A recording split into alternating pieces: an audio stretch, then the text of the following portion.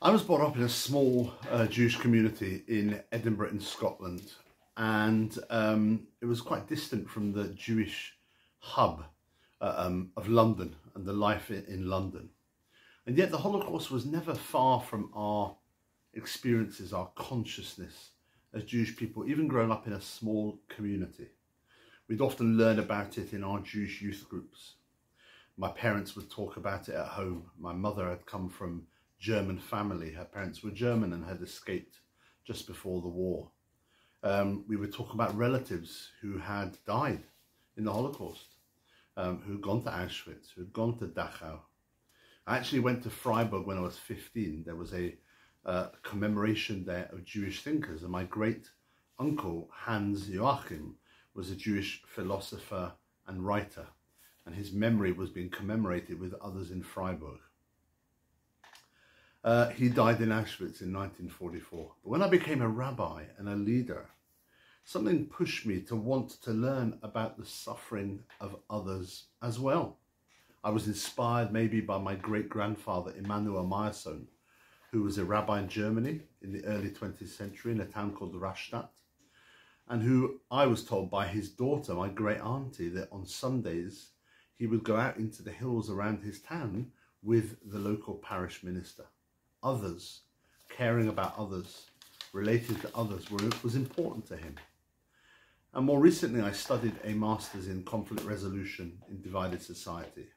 And there I learned about Rwanda and about Bosnia, the demonization of Bosnian Muslims and Rwandan Tutsis that led to eventual genocides.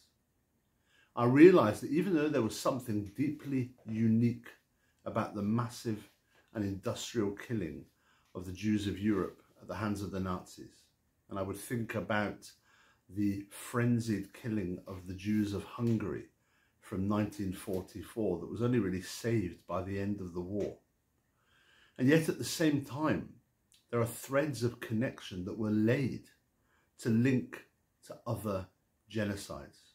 And what seemed to lay underneath was the mistrust, the suspicion of the other, of the one who is different. Jews could not be trusted. They had malevolent and organized plans to control and to destroy. But that was also what Milosevic was saying on the Kosovo field in the late 1980s, speaking out about the demonization of the Bosnian Muslim. That demonization then was what we heard against the Tutsi minority of Rwanda over the airwaves in Rwanda by, of course, the Hutus. It is a thread that connects to the Chinese persecution of the Uyghur Muslim today in Xinjiang. It worries me today in the approach of ethnic Russians and Ukrainians to each other. And given Russia is clearly the stronger power, we will have to be able to clearly scrutinize what happens in Ukraine over the next number of months. And our reaction to all this today on Holocaust Memorial Day is to fight mistrust, to fight suspicion, to fight theories of conspiracy that rear their heads against Jews, Muslims, and other groups all too often. Today we remember those murdered and maimed and tortured at the hands of warped ideologies and mass hate induced by suspicion. And we pledge to do our bit to create a world of friendship and solidarity.